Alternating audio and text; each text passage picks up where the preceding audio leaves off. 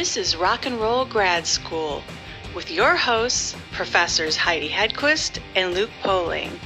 And yeah, they don't pay their TAs enough. Hello, kiddies. We are going to have a good time today. We are talking, I guess, pop music with Fritz Michel.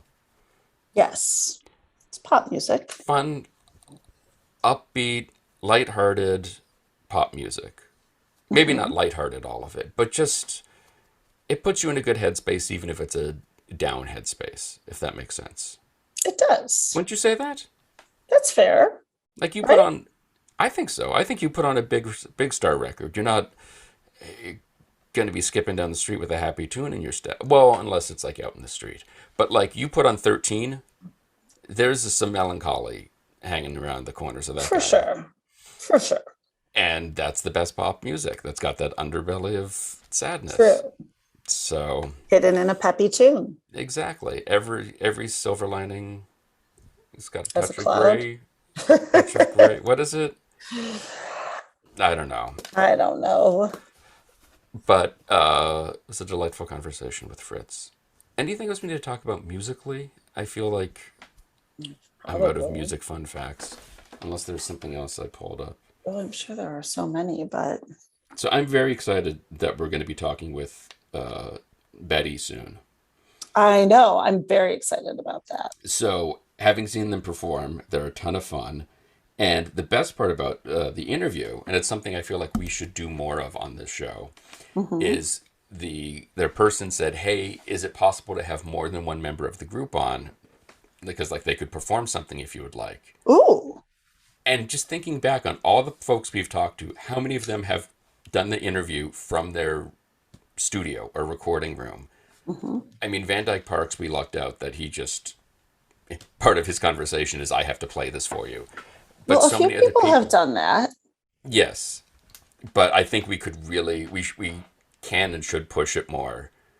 And Encourage them. yeah, I agree. dance for us, you know? Yes. I think Please. that's how we should say it too. Would you dance for us? Would you give us a private concert? Exactly. Thanks. Dance Monkey. Yeah, that'll go over well. Lead Balloon will be great.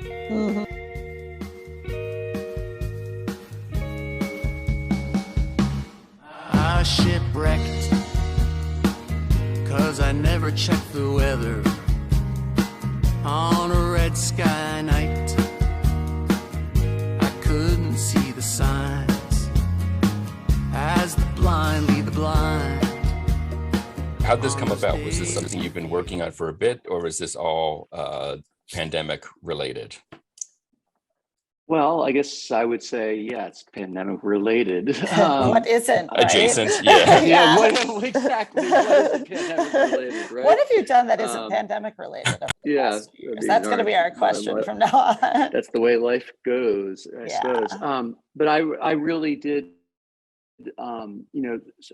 songwriting is somewhat new to me. I've been in show business my whole life, and found myself at the beginning of the pandemic deeply isolated, alone, and going through a lot of life changes. And so yes, it was born of the pandemic, I suppose, this EP, and that's really what propelled me into writing songs. And really, I've been a musician, I've been an actor, I've done this, I've done that, but yeah. So,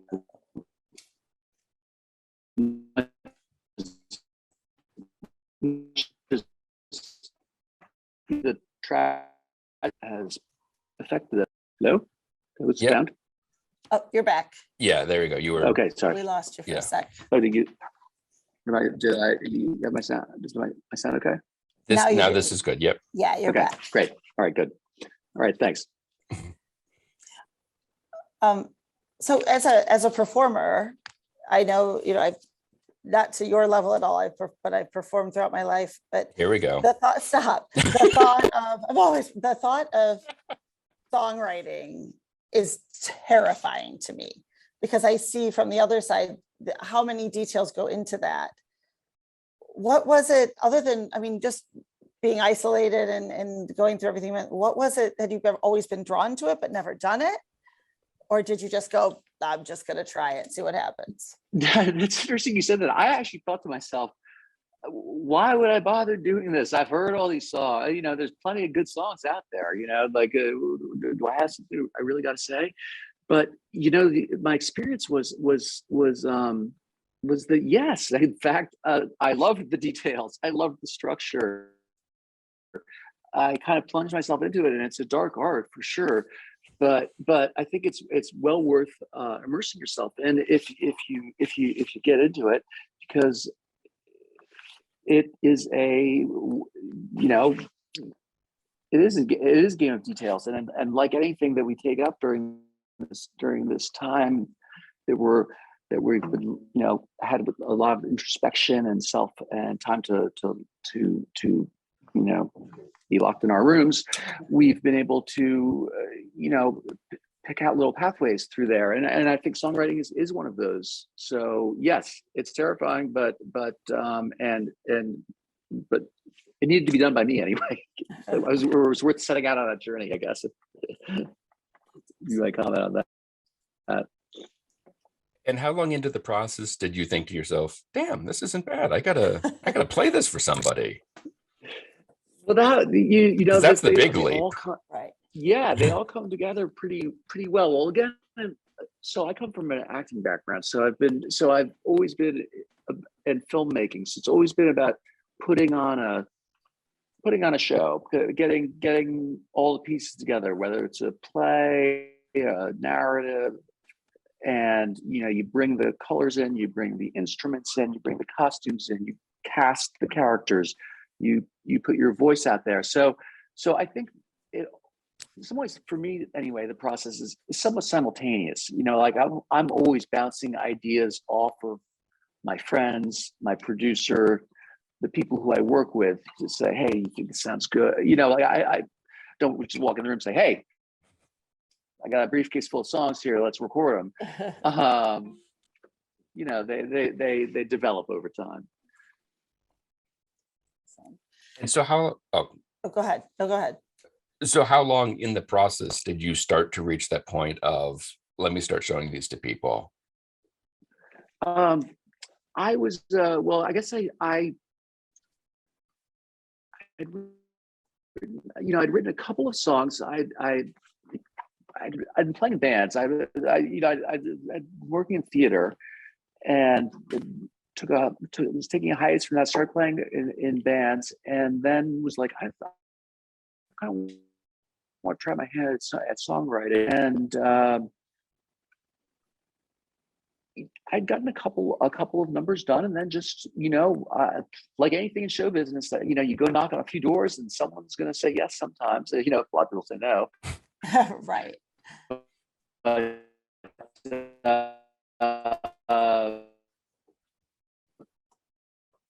One to seek out, yes, for me anyway, because someone might blow you off, and so it's, oh yeah, hey, go see that person. I mean, I lived in LA for 10 years, so I know how this goes. I've got to meet someone. You never hear from them again. But I got enough encouragement or enough contacts that I connected with Tosh Sheridan, who ended up producing 4 or 5 of my songs, and he and I were just in the studio last night making performance videos for the new EP, and we're fixed fees now. So that's how that process goes. Well, and showbiz, it's show business, but everything you've done is a very different beast, and the way the acceptance and rejections come are different in those, although they're all intertwined. Is there right? And so, but also learning that kind of thick-skinnedness and having your self-confidence is something I think applies to every aspect of life that people just often don't have. So what would you tell someone, no matter what they were doing, on how to just roll with the punches, pick back up, know that what you have is special? Can't be afraid to get fired. There's always something else, happen. Right? Yeah. There's always gonna be something. There's always gonna be something else out there. I mean, it's true. I mean, and most of the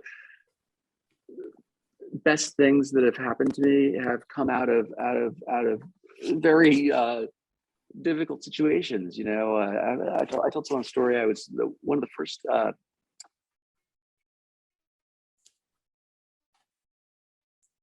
acting jobs. I was French English, a real tyrant of a director. She was this really tough woman, and she said, "Fritz, I don't think you're right for the part, but I don't have anyone else, so I'm gonna give it to you, and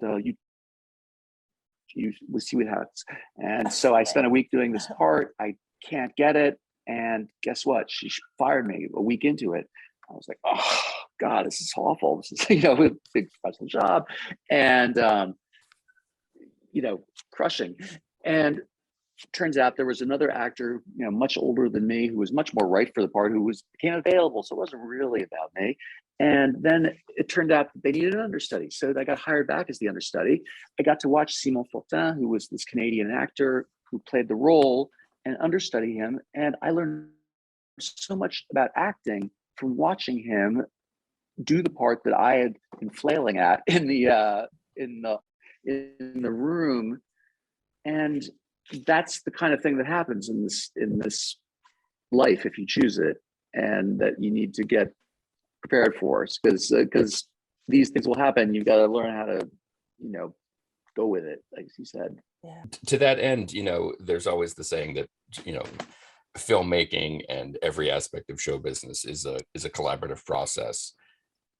In working with your producer, how did these songs change and grow over the process? And did any of it surprise you when you kind of finally heard a track and were like, oh, I didn't hear that originally? Yes, they definitely change. Again, collaboration is so important. I think music, film, theater, I guess writing, but even writers, you can have, I'm not a writer, but I guess you have an editor, but I do really think that the collaborative process is really is the creative process, and so I think you hear songs when you first bring them in. Maybe you have an idea of what the change is, but then you'll hear something in the studio that suddenly sounds right, like on my new song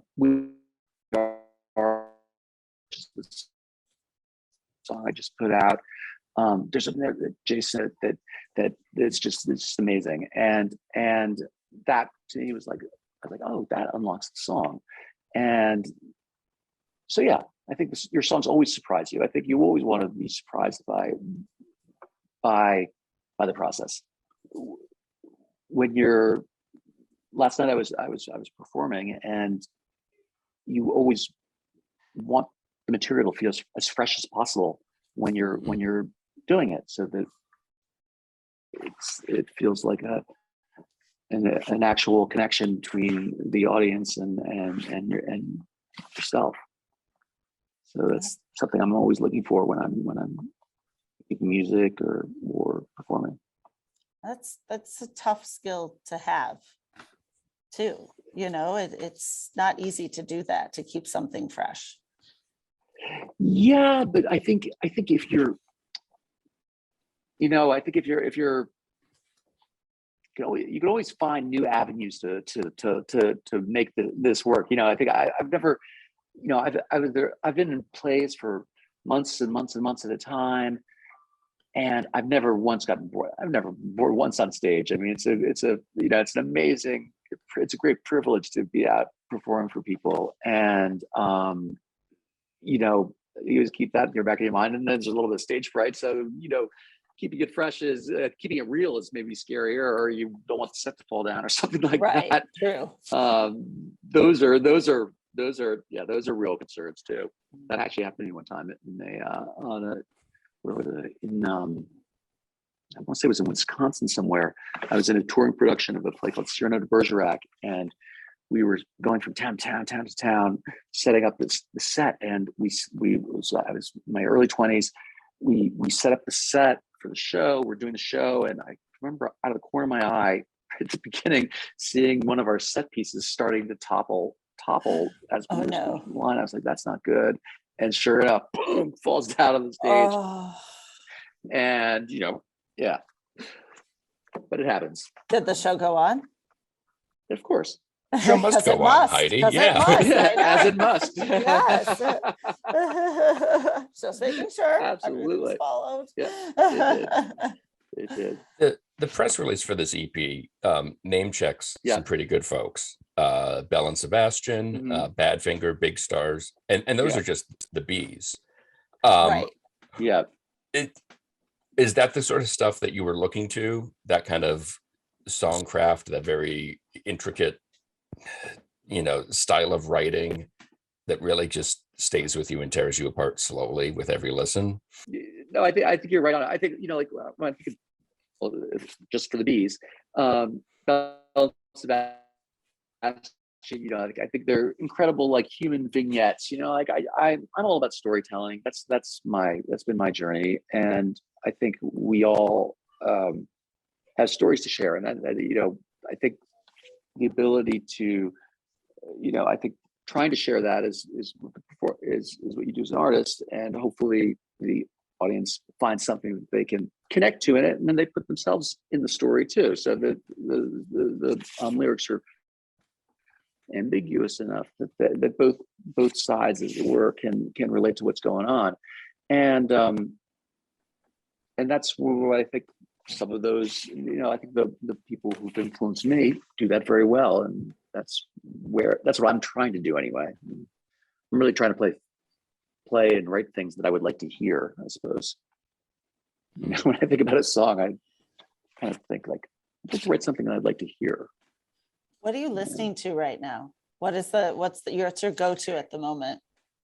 Oh, right now, gosh, I just listened to was Albert Hammond's "It Never Rains in California." Yeah. That song, Of course. Yeah, I had that on repeat all last week. I was listening to that. It's got to still be in your brain. Because Yeah, that I is an love that earworm song. if ever there Yeah. was one, for sure. It's a great one. Right, I know, Uh-huh. and I love an earworm. Yes, so I do too. That's that. I've listened to a lot of that. Listen to him. I watched a great documentary about Johnny Hallyday, the French rock star that no one's ever heard of. Fascinating Ooh. guy. Yeah. Because I grew up in France. Yeah. Right. The French And, Elvis. He's basically the French Elvis, Michael Jackson, and maybe Gene Simmons rolled into one. Oh my gosh, that's yeah. a lot. Good summary. Yeah, I think so. Yeah, that's fantastic. He's got it all going on. Check that out. That's fantastic. Covered a lot of ground, that guy. Yeah. Yeah, that's my kind of Certainly, guy yeah. right So- there. It's like all three of them. You gotta check this out. Yes. His story's amazing, and he wasn't really not known in America. And that's one of the things I'm doing on this EP is I'm singing a song in French. I was born in France, and I thought to myself, in this age of the internet, why not try to connect with a French audience, sing a song in French, and see how that lands, because I spent my childhood there. I think it informs a lot of who I am, and I speak the language. And when I was working as an actor, I played French doctors and writers and bank managers and things like that.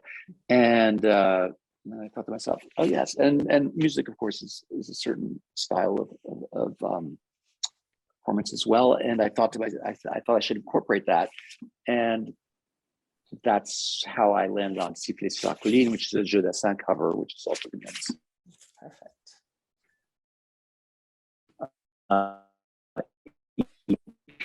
He was another Halliday's companion, which is not familiar to the English-speaking world.